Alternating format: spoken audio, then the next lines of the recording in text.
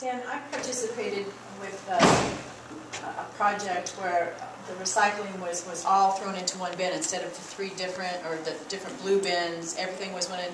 I think we did that for 6 months or something like that. And they came and picked them all up. So, is that going anywhere?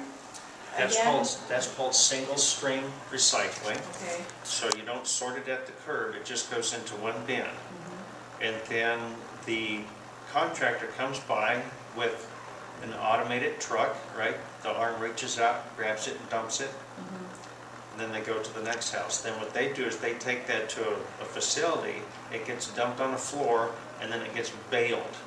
Just like we bale that cardboard, they just bale it all together.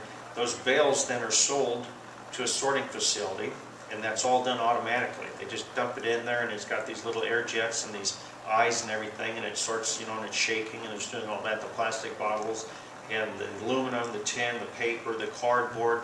The only thing that program doesn't take is what?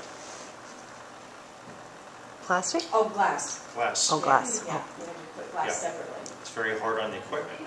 So if we go to a single stream program, then we have to say, what are we going to do with the glass? So maybe we put some satellite bins out for glass only, then we haul them to the transfer station and use them. So we're always playing with that. I met this week with the owner of the company, and they have a contract through 2013 with us for the little blue bins. And we can give them a 3-year extension on that program. He's interested in going to single stream. I am too, but I don't want to pay for it. So is it mostly cost?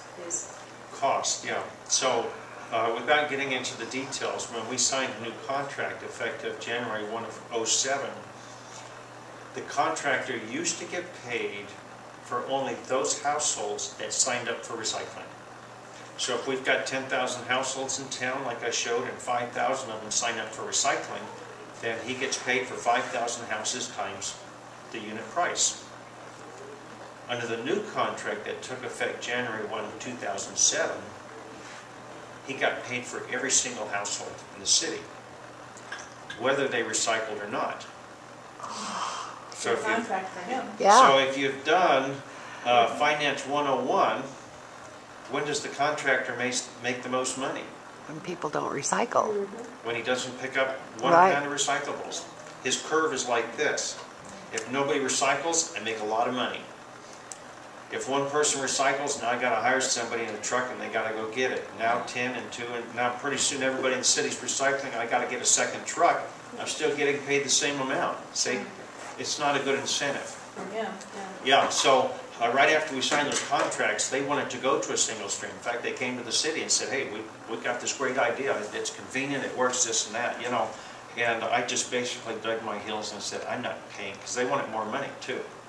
And after the changes that we just made, I said, "I'm not doing that, you know, until you can show me that we can cut costs on this." Because when they got the bid for that contract, they were going to recover about 3 times the volume, tons, recyclables, from 700 up to about 1,900 tons. That's what they bid, okay? So from a cost standpoint, if I'm collecting 700 tons and it's costing me $300 a ton, and I collect 3 times as much, it costs me $100 a ton. That's the math. So it looks like, okay, it might be worth having a program like that. But when they came to us, they said that they would increase, they would actually double the tons with single stream, which is be from 700 to 1,400, still 500 less than the blue bin system you told us, and now you're asking for more money. And so the numbers just weren't there. So we kind of headed that one off, but it is a good program, and they're going to look at coming back to the city and making an offer to us. And so I'm hopeful that we can negotiate, that we can bargain and get what's best for everybody, you know.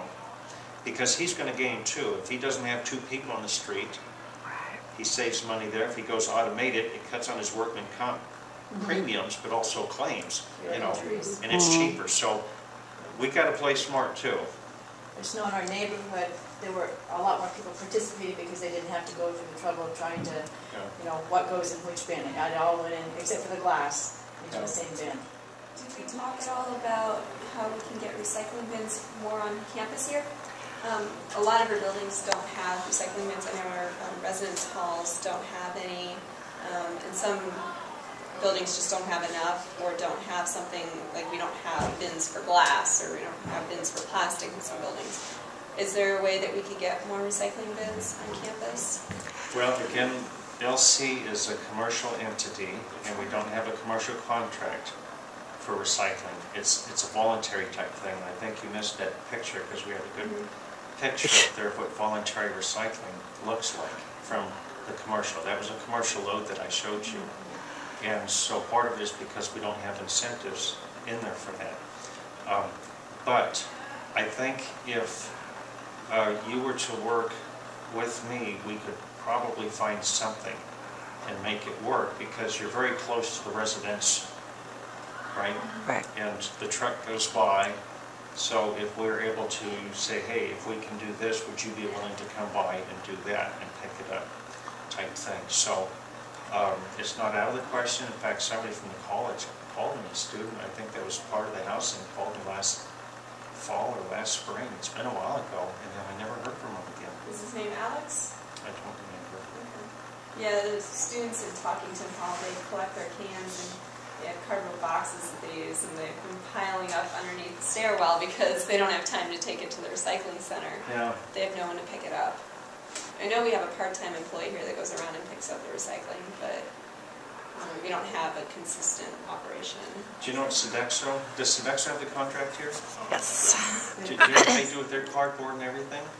It's a good question, I don't know. I think there's a recycling container behind Sodexo for cardboard. We've used that before at the end of pre-service Is orientation. it a yellow container? Yeah. Yeah. Yeah.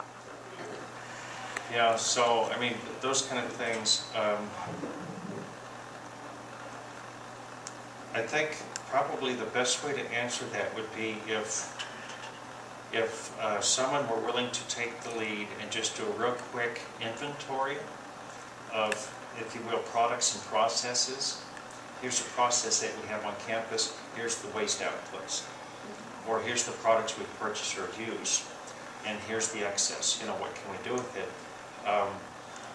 Then it would kind of give me a better feel for maybe how we could put that together so it wouldn't cost you nothing. That would be the goal, And then if you can make some money on it, even better.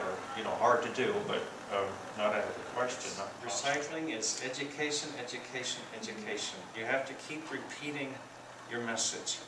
And the advertisement that didn't pull up for some reason here, we're spending a lot of money, print and radio and television, trying to drive that message home. It all focuses around recycle pounds, save tons. But here's how you can help, and here's some things to look for. And we've been at it for 2.5 years now, and the tons ain't changing. Right. So it could be the design of the system. Folks they get confused, they get tired, or maybe they spent all the time to put it out today, and the truck didn't pick it up. The hell with it, I'm throwing it in the garbage. I mean, we get the calls all the time, so it's tough. It's tough, and so I don't know what's best. If we can get single stream at no cost, I think that would be a good option for us. The next thing for us to try before we just totally throw the baby out with the bathwater, right? That would be sad. That would be really sad. Yeah, but we would not be the first community to stop our program either. There's some big towns in this country of ours, cities much larger than ours, that they get to that point and they just stop the program. And then it's up to the individual to find a way to get it recycled. So. Yeah. Well, we're trying to get our students involved. Yep. And I think that this doesn't represent the interest, of the people that are here today. Yeah. We have It's Friday. a pretty good sized group, and we're working with our physical plant. They're involved in helping us, as much as they can. It's just, I think we have a lot of competing things going on today. Yeah. With the art on the office, Yes. everyone's involved with that right now. Yeah. And Seniors. all my volunteers are outside. Yeah. So we If have the like sun's 6 or out, that's 7 right. students out there. Yeah. What we might do, Dan, is invite you to actually come to one of our Sustainability Action Team meetings when we have our committee there, and maybe we can work out ways to help you get this message out as well.